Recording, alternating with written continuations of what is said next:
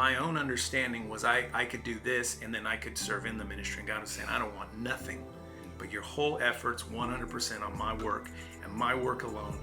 And that pride, I needed to be broken.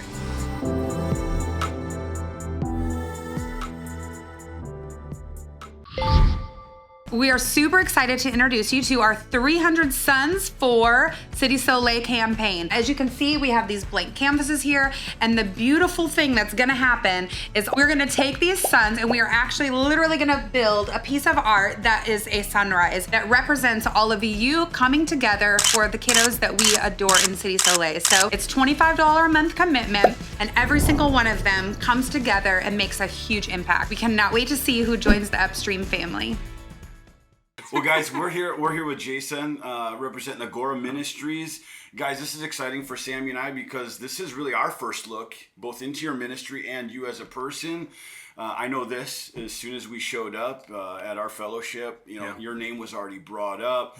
It's very special to Sammy and I's heart. We cut our teeth in at-risk teens and kind of down and out downtown ministry. I shouldn't say down and out, but just that different culture, and that's a little bit of my childhood too. So it'll be kind of a first look. So I'm excited for questions I think we first heard about Jason from Dorian because he is his youth leader, and so that's pretty fun. And I don't know you guys real well, but I know Dorian, and I can tell you he speaks volumes about your character, what you teach, who you are as parents, and so he's an incredible young man. And so he's pretty great, isn't he? He really. We were just talking yesterday, like Dorian, just since birth, he's just been a dream. He's such a joy. We have been very fortunate. Dorian is he's when I say eager to please, I don't even mean in the negative sense. Yeah. Like he just, he wants to excel. He's got a high bar for himself, and he loves the Lord. Works hard, reads his word clearly, understands it. It's a beautiful thing. Yeah, he's sweet. And he's spoken very highly of you, and yes, so I'm excited. Well, Jason, I'm gonna serve you up and just say, why don't you share a little bit about yourself, what you find to be most important, so family, background, whatever, and then give us a little look into Agora Ministries here in San Antonio. Well, I live here in San Antonio, Texas. I serve in the inner city of San Antonio as a Assemblies of God missionary. I've been actually down there for 25 years. Wow. I went chasing a pretty girl. That was my wife, there Misty, you go. who I married. Oh, good. It was your wife. 25 years ago, and so it's been part of my life since then. That's an awesome story. We have 3 boys, 20, 17, and 12, so all over the place. Yeah. And incredible young men that I just thank God are, you just love your boys. And but most of our life is committed to Agora. With that said, it's been an interesting track we could maybe talk about later, but actually, I was a biblical studies major, wanting to be in inner city ministry. My father-in-law had started the ministry, and the Lord said, start a business. And that was I was like, Lord, I don't want to run from you, but man, we started a business, and for 15 years had our own software company, and then the Lord said, now it's full time. And so 8 years ago, we sold everything and made the full time move. So it was just 8 years ago where you and your wife decided to go full time ministry. Yes. Oh, I love this. Now we've been 18 years ago, we started the youth ministry. Yeah, you've had your foot in it. We've been there the whole time, but yet it was 8 years. It's only been full time. So full time. We get that. We've been doing Upstream full time for, is it 6 years now? As a ministry, full time. Yeah. And that's a big deal. It is a big deal. Right? Because there's a little bit of comfort in keeping one foot in and one foot out when God's calling you to take the big leap of faith. And that's a little bit of why we brought you here. Yeah. So what we're trying to do with Upstream Life is just really give listeners, people, this opportunity to hear what do those steps look like. Yeah. God told us that He's got a purpose and a plan for each of us, and it looks different. Yeah. But in a culture, sometimes it can feel like there's a stream, and going with the flow looks like graduating high school, going to college, picking your degree, what's your fallback major, a lot of these different things. And for many of us, steps of faith and choosing to follow after God may look a little unconventional. So it'd be awesome to hear what is Agora, and then maybe what made you decide to go full time. Awesome, I'd be love to. Well, first off, Agora is it's a Greek word. It's not I work in the inner city, which is 94% Hispanic where I serve, and so a lot of people think it's a Spanish word, but it's not. It's Greek. It's actually in Acts 17:17. The Bible says this.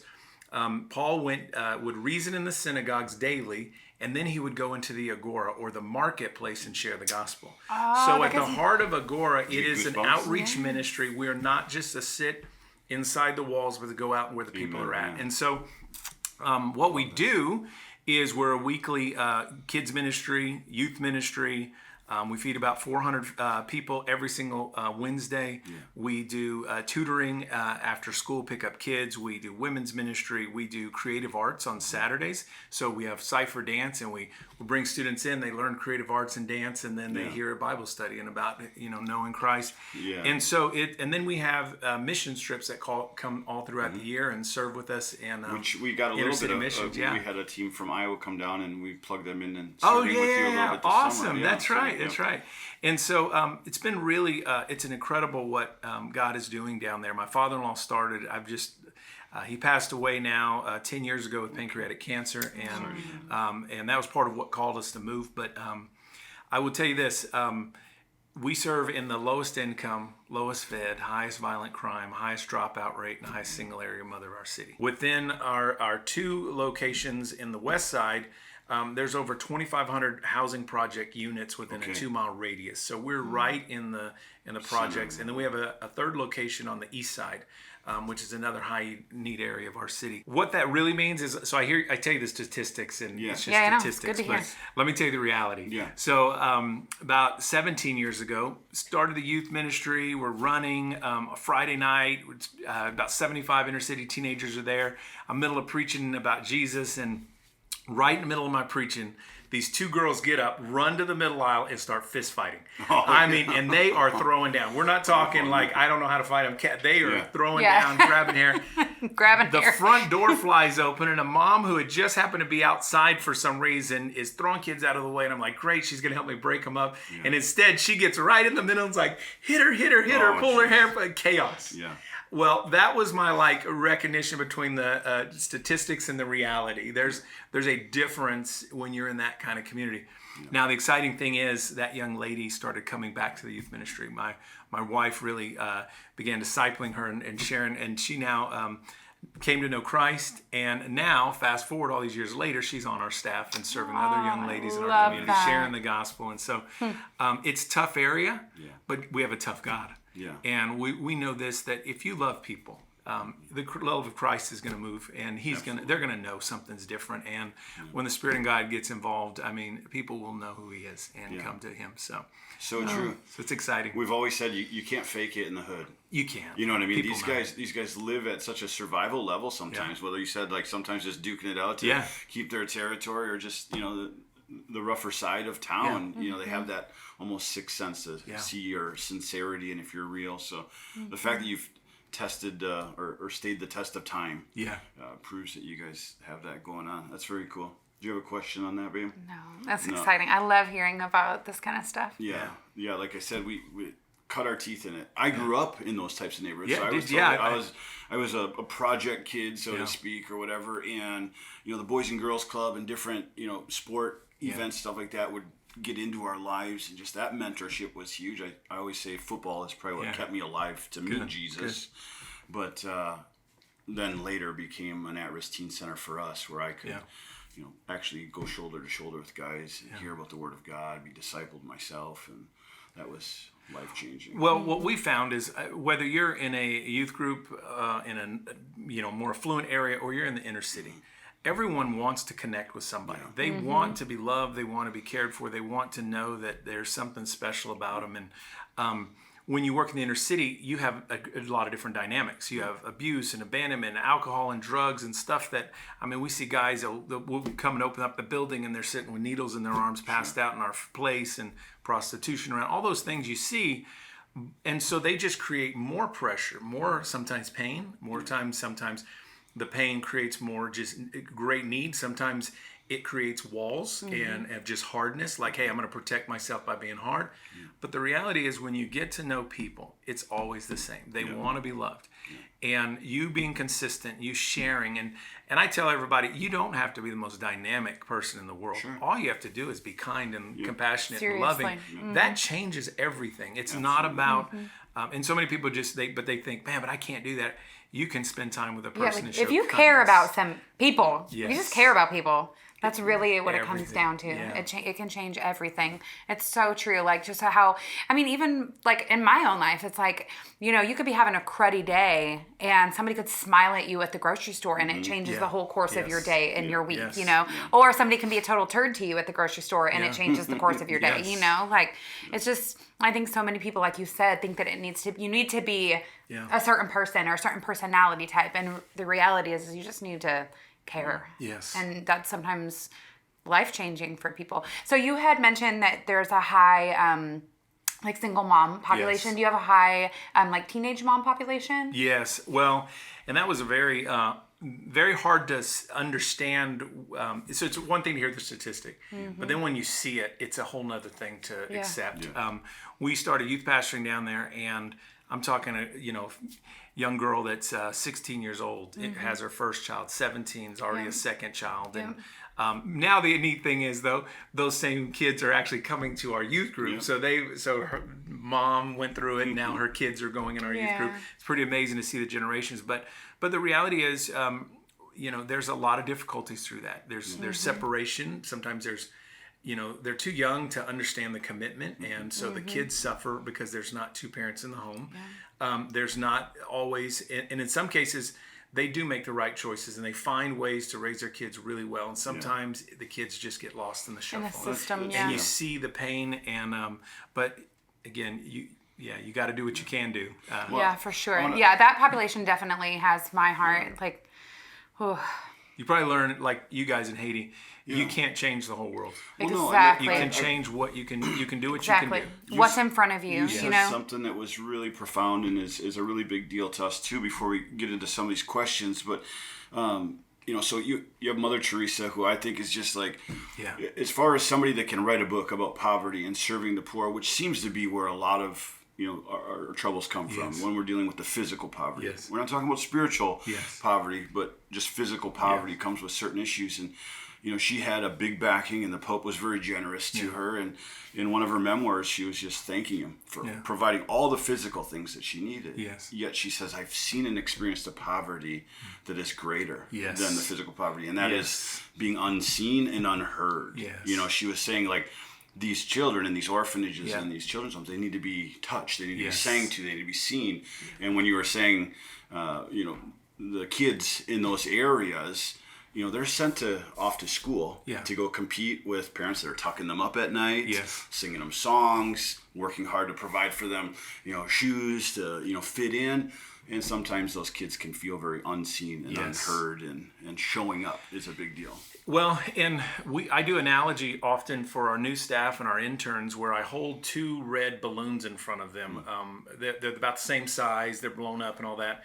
And I say these things look the same, right? They're the same size, same color, they're the same, all this stuff, they're round. But then I let go of them, and one of them falls to the ground and one of them floats in the air. And I said, what's the difference? And they all know, well, one has helium and the other one's I blew up. One of the things we've been really convicted about in our ministry and for the years, and that we've really implemented, is we can do humanitarian things that look like another organization, but we've recognized that people need the hope of Christ. There's a spiritual a thing that's missing that is eternal, and that changes, that can wipe away and remove all of that pain and totally turn it into a testimony for others even. But that only comes through the presence and God changing lives. And so we want to do those things because we need to do the physical things, but we also need to expose them to who our King is, because it's life transforming for eternity. Yeah, for sure. I can't, especially with everything going on in our world right now, like I think frequently, like, I just don't know how people can survive, like just even the mental and emotional toll of everything that's going around, let alone being, a family that's facing poverty and, all the different brokenness that can come with that. Like, just without Jesus, like, come on, like, it would just... All the physical wealth in the world doesn't equip you for the uncertainty of things like COVID and, the collapse of systems and all that type of stuff. So, it's probably the main reason why we call ourselves Upstream too, is because when you're serving in those types of areas, I'm guessing there's times where it's kind of that see a need, fill a need ministry. Sometimes, yes. Which is like you're always kind of working at the symptom level. Yes. So for us, it was about going upstream and saying, what's the root cause? Yes, like you can't ignore, right? Like, obviously God's very clear, like, whatever you give did, them a coat. Exactly. Whatever you did for me, Yeah. you know, or did for them, Yes. you did for me. Whatever you didn't do for them, you didn't do for me. Exactly. So you don't want to be caught up in like not meeting those needs because you're only focused on this. Like it's Yes. so holistic. Like Yes. yes, they need to hear Jesus, and sometimes they also need to be fed, and That's they right. also need therapy, and they also need somebody to hug them, and Yes. they, you know. But it Yeah. is easy to Yes. leave something out. It is. It is. Totally. So obviously you're in the thick of it, and we'll probably get some more of this story out of there. When we're talking about living a life upstream, right? We're trying to get our audience to understand that there becomes a place in our life where we have to make a decision. Some may choose, nonprofit, ministry work, whatever, as a vocation. Others kind of just find themselves being compelled, like I can't find fulfillment in anything else other than serving people or serving God or sharing the gospel. And then there becomes the trick, like how do I also take care of bills and the practical parts of life when you feel devoted, to just following Jesus. So tell me a little bit about how you're living upstream. How does that look different than maybe a guy that's doing a similar job, but for a for-profit entity? Or Great question. So let me say this: it's nothing wrong with saying, because God. So when I knew I was gonna have to do this full time. I had to wrestle with the reality that I do have a family. They do need to eat. I do need a house to live in. So how do I financially do the work that God's called me to do? I don't care to be rich. I had tons, and I'd understood that does not fulfill your heart or your purpose or give you peace. But I do need a certain baseline. So having those questions is good. That's having wisdom, and learning in your area how to accomplish that. That's just being wise. So, for example, in our case, we fundraise for our ministry. We actually have 17 missionaries on staff that serve in the inner city, and all of us raise funds as missionaries. So what that means is every single one of them, Agora does not give them a check. They have to go ask family, friends, and others to donate. Now I have to raise for the organization, so the building and the ministries and all the stuff that we do. But I've been doing it a little bit longer too, but so there's nothing wrong with asking that. But it all starts with, okay, God, what do you want me to do? And that's the really living upstream kind of thing. Because it is easy to say, I understand this, so I'm going to stay here.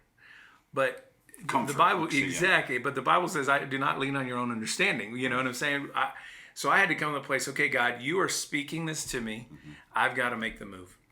And the reality is when you break it down to, okay, if you've told me to do this, anything less than that is disobedience. It's a game changer in your life. Okay. And we know that full well. Yes. We know that full well. Let me give you, and I'll give you a little give us some clarity of my real world experience. Yeah, we'd love it. So started this software company literally out of my garage, and within a couple of years, not like that. He's a whole nother. But it was educational software. So I graduated. Mr. Wonderful. I graduated Southwestern Assembly's God University and had my wife had a year left, so I started teaching under emergency certification. Basically, they said you could be in a classroom because we need teachers, and you'll get paid even though you don't have a certificate. And I was like, well, I need money, so I'll do it. Long story short, kids were doing so bad, third grade.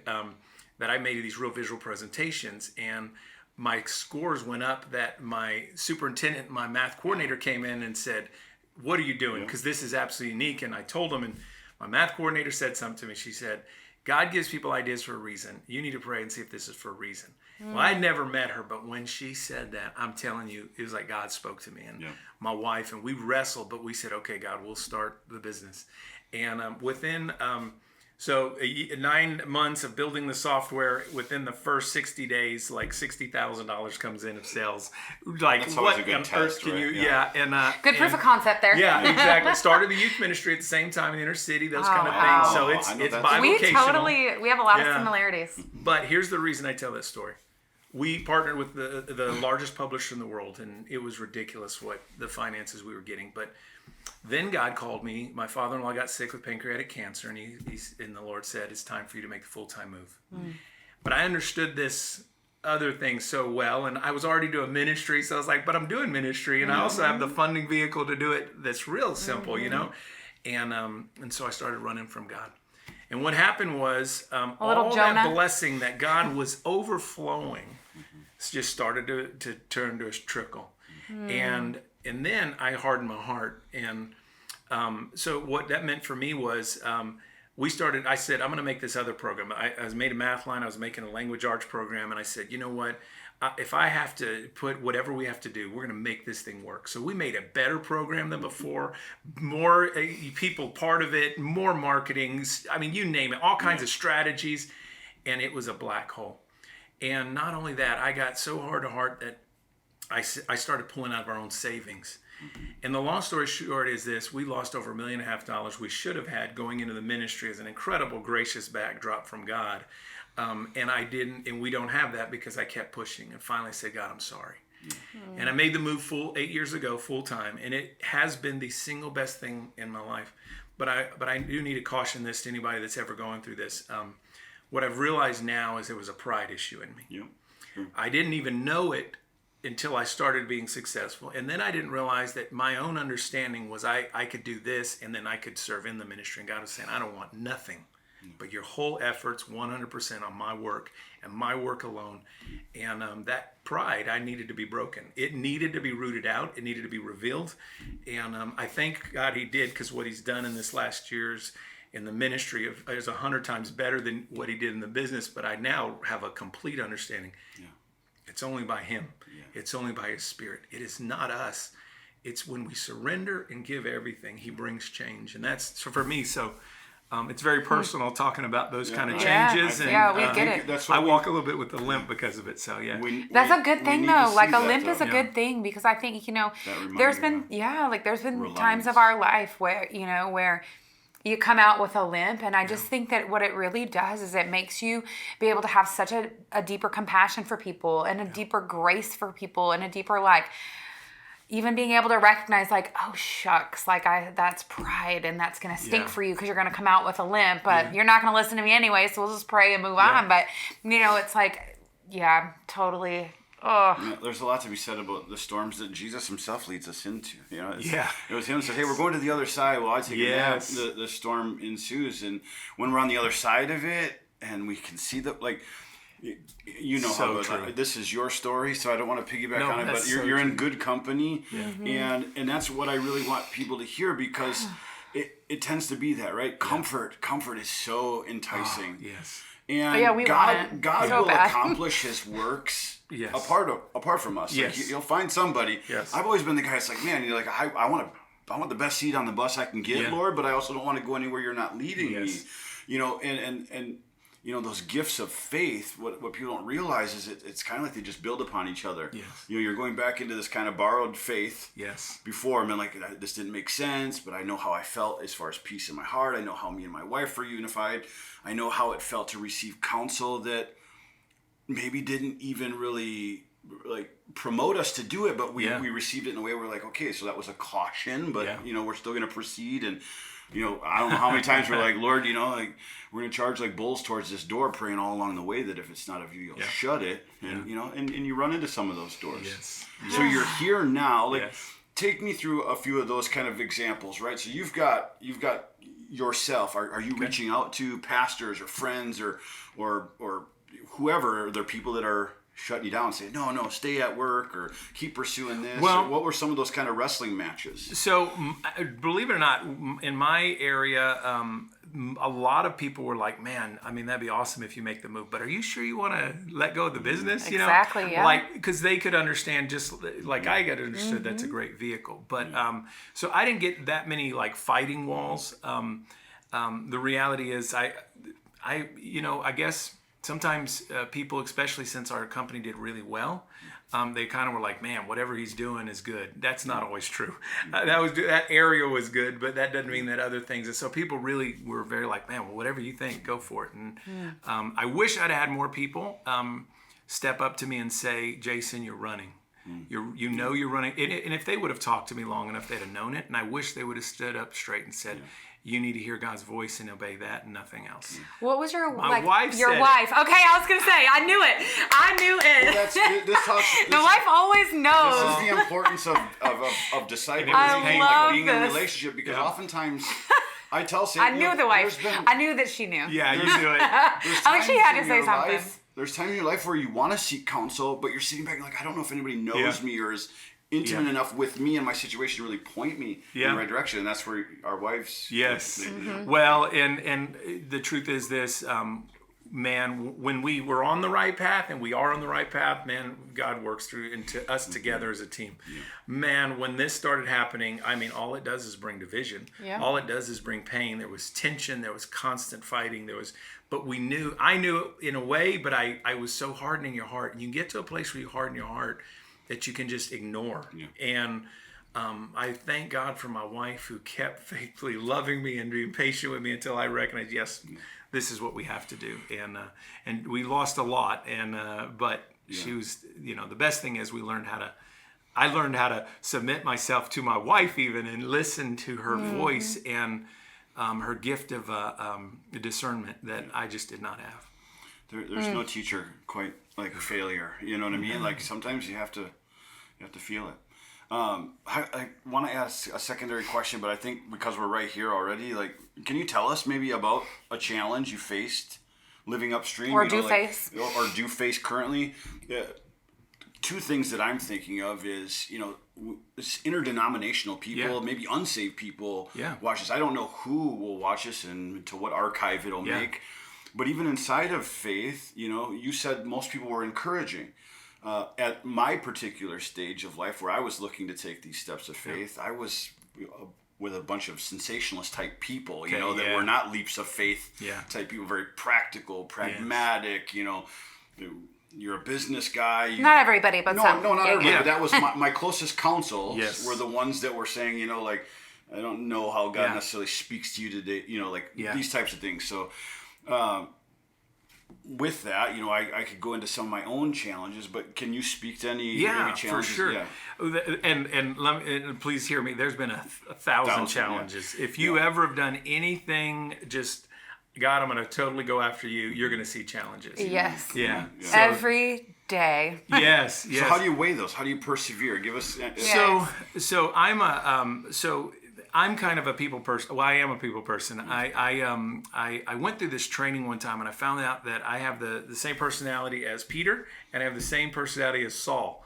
Very two different people. Mm-hmm. Saul had a tenacity about him and a relational aspect where he actually did the sacrifice when instead of waiting for Samuel to arrive.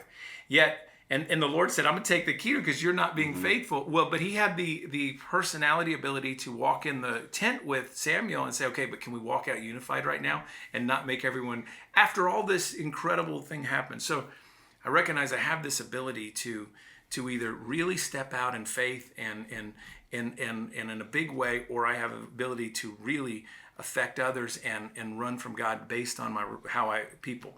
So, and it affects me. Yeah. So, but because he wanted that unity walking out for the people. So for me, what's been the hardest challenges for me personally is seeing my people that we disciple, families that we work with, young men that we have given our lives to, and just absolutely walk away from the faith, walk away from God. Broken relationships for me is my biggest wall that I have to get through. I've learned I cannot carry that weight as much as I used to, but it's still a thing. It still hurts. One of our students, we're having him in our home. He's in our internship. Yeah. We're loving him. He ends up stealing my wife's wedding ring, a nice wedding ring I bought when I had my company, Ended up giving it back, but from that point on, he could never even come around us again. He was so ashamed, and then he just fell in the world, and I still occasionally will see him here and there, and he can't even have a relationship with us. He doesn't want one, and those are the hardest things for me. Yeah. For a lot of people, the financial challenge is a big one. A lot of missionaries that we serve. Matter of fact, quite a few of our missionaries, their families said, "You're crazy." Like, why would you do this? We've had interns that go through our internship and say, I feel God's calling me this, but I just can't do it. I just can't do it. Can't cross that. Can't cross that. Fundraising, or feeling like I would be able to do it. Yeah. But then the other side is this, especially in any, you're always going to have problems. I will tell you this, just this last 4 months, we had some of the heaviest spiritual battles we've ever had in our entire ministry. Aspects of sin, the stuff that went on in some people in the ministry, some stuff that went on in our community, not sin issues, but demonic activity like never before. I mean, just straight up people coming that are demon possessed. It has been such a force against, and we know, and this is what you got to recognize of. We're doing the work for God. He says you're gonna receive struggles. It's you should be worried if you're not seeing that. Yeah, reminding my children every single day, if you think you're going to storm the gates of hell, or you're going to break generational curses, or undo what Satan feels already belongs to him, and he's not going to send special forces to come after you, you're mistaken. Foolish. Exactly. Yeah. And I think sometimes we can think he really tried to get us there. Somehow he's done now. Yeah, now he's going to take a break. Exactly. Yeah, he's not going to take a break. Re-scheme, But the reality is, and for anybody watching, there's pain in that. Real time. I mean, it's one thing to say we're having spiritual, but there's struggle. There's moments I'm like, Lord, all this work, and then we're dealing with this right now. You can really question yourself, and you can question the ministry, and question what God's called you to. And there were some days that I was driving downtown saying, Lord, I don't feel this today, but I know you are my king, and I will show up tomorrow, and I will show up today, and I will give my best because I know you're in control, even though I couldn't feel it. And so for a lot of people, whatever that circumstance is you're going through, stick to what God has spoken, whether you feel it or not. And if you will stay faithful to that, our faithful God will reward that. So He's tapping into so many good nerves, because this is stuff we talk about. Take you back to the beginning. My very first lesson that had to be learned was my expectations in serving the Lord. Yeah, expectations. What you were talking about, that Kill time you. invested. Yeah. I would do it just with such freedom and excitement. Yes. And then there was a day where I almost I got physical with one of these kids. I was just we've spent so much money on you, so much time. I've left my own kids. I've left my wife, and you just light up a cigarette right here on our father-son retreat. His dad had passed away, and in that moment, man, boy, did God smite me. Yeah. He's like, you're doing this for a return? Yes. You're looking for a return on your investment? We are to love in spite. We are to care in spite. And you know exactly who I'm talking about. And it was a similar situation where, I had to really humble myself and come back to him and be like, man, that anger and that frustration you saw inside of me, that wasn't God. We're happy to, spend time with you and all that type of stuff. So expectation. Yes. Our job to plant and water and trust that God will affect growth. And sometimes God knows us well enough to know that our own pride would get in the way. Yes. I was always jealous. I had a buddy that I could spend all kinds of time discipling men, and he would come in and would be able to get them to say a prayer of salvation with them. And I'd be like, what? All this time. Every single time you sit down with somebody, you're giving your life to the Lord. Yeah. And I'd realize, that's God just protecting me. My job is, and that's the body, the beauty of the body. And the other one, obviously, finances. Yeah. This one's hard because that tends to be a little bit of a fleece in our type of work, because at some point, if it is God is done with that season, that's usually where it'll be tested. Yeah. It just won't be there. The funds won't come. Yeah. And, that it's always been true for us, because it is scary. Yeah. We've had to ask for support for decades. But full time, the last 6 years. For a long time. And there's a purity to it, there's a humility to it, but it also is kind of the way where you're saying, well, Lord, just because I think this is what I'm supposed to be doing, this is where you get to show and remind me, and I'm taking the right steps of faith. Can I say something about expectations for moms? Yeah, that is so big. So when my wife and I went through premarital counseling, is the best thing I learned was expectations are what cause so many of the problems in your marriage. Mm-hmm. I expect, and his examples were okay, I expect my wife to cook meals every day, but she doesn't really cook. Well, that can harbor if we don't talk and work through and understand our expectations. Man, I've had so many people that also come into ministry, and their expectations are everybody's getting saved. Everybody's going well. Everything's going to be, the funds are going to flow in from everywhere. It's just going to be God's going to send checks from all over the world. And the reality is it's work. Yeah. I have to plow a hardened field with a lot of heat, and the enemy coming against you, and there's flies biting you and mosquitoes or whatever and all around. And then I see a little fruit. Yeah. You know what I'm saying? But and it's always just a little enough to keep you going. Yes. Yeah. And so some guys, hour. they come in and they're like, wait, this isn't what I thought.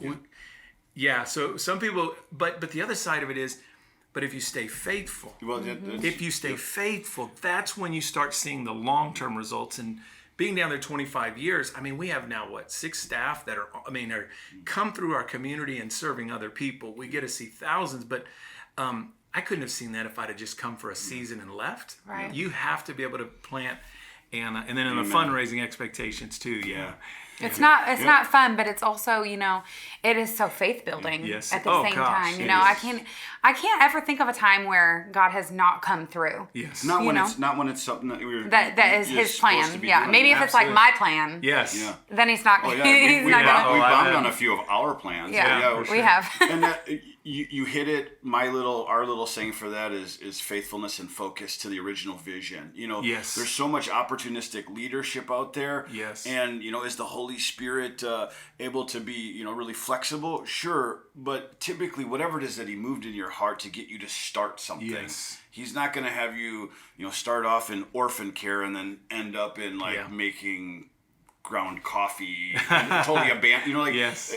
Well, maybe He might. Well, I know, you but never I'm just I'm saying. Well, I guess my point in that is when I decided to take, because we've kind of taken 2 or 3. This last one was kind of our scariest leap of faith, so to speak. Complete abandonment of all that we knew to go into completely unknown territory. Yeah.